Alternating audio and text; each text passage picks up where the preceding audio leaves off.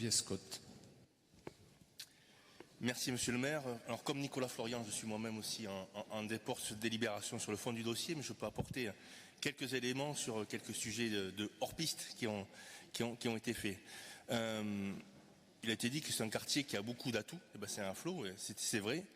Et parmi les atouts, il y a l'activité économique, elle est importante.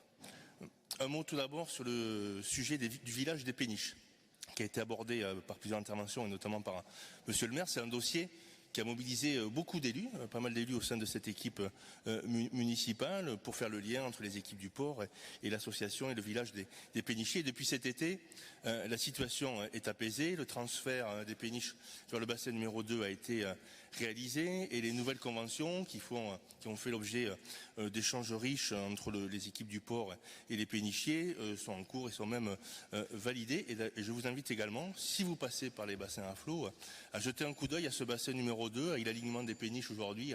Ça rajoute sans aucun doute un certain charme patrimonial au lieu. Sur le sujet qui a été évoqué relatif à des possibles pollutions, concernant le relevé effectué par les habitants sur le terrain du port montrant une pollution, le terrain est désormais clôturé et non accessible aux riverains et en particulier aux habitants des péniches qui ont donc déménagé. Les prélèvements effectués l'ont été sur un site donc aujourd'hui fermé au public et si ce site venait à être aménagé, bien évidemment qu'un traitement des sols éventuellement pollués serait effectué. Ce traitement a bien été prévu dans le cadre des travaux sur les futurs jardins. Donc c'est un dossier qui, de manière générale, mobilise toute notre attention. Il y a le sujet des formes de radoub. Il a été demandé, notamment par la ville, à l'ADREAL, à la direction régionale de l'environnement, de l'aménagement et du logement d'opérer une visite sur site. L'ADREAL est venue en juin dernier sur la partie du port qui est déclarée en site ICPE, installation classée pour la protection de l'environnement. Et c'est spécifiquement les deux formes de radoub. Et l'ADREAL est accompagnée d'un bureau d'études agréé.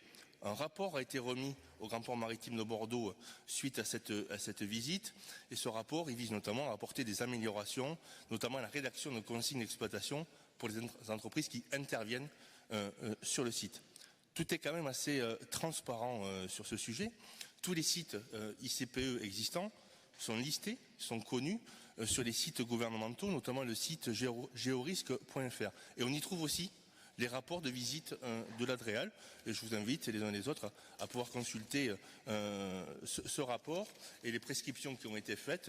Elles correspondent à un arrêté du 4 juin 2004 qui est relatif aux prescriptions générales applicables aux installations classées.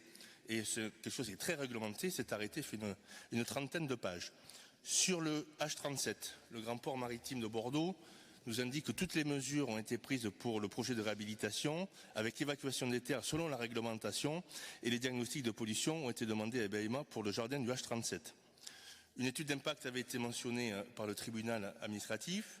Le Grand Port Maritime a répondu à la préconisation de ce dernier en demandant à l'administration en charge si cette étude dite cas par cas était nécessaire et la réponse de l'administration a été négative. La mission régionale d'autorité environnementale y a indiqué récemment l'absence de nécessité de faire cette étude d'impact pour le permis du H37 site ex-Army. Donc on voit bien qu'il y a des contrôles réglementaires assez poussés et ils sont bien entendu respectés. Nous restons vigilants sur ce point et nous échangeons régulièrement avec les équipes du port. Monsieur Florian, vous êtes membre d'une instance du port, vous pouvez également échanger avec les équipes à ces occasions.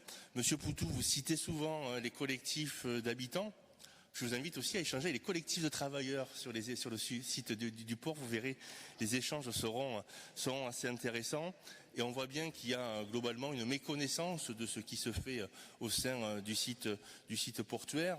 Le Grand Port Maritime travaille à être plus transparent. Il y a aussi un projet qui est en train de se développer, le projet de Port Center, avec une association impliquant le Grand Port Maritime, l'Union Maritime et Portuaire de Bordeaux et la métropole, qui en sont les membres fondateurs. La ville y participe également, qui aura pour but de montrer davantage ce qui se passe au sein des activités fluvio-maritimes, quels sont les métiers, mieux connaître aussi ces activités-là pour éviter d'avoir ce qui peut être parfois des préjugés tenaces. Merci.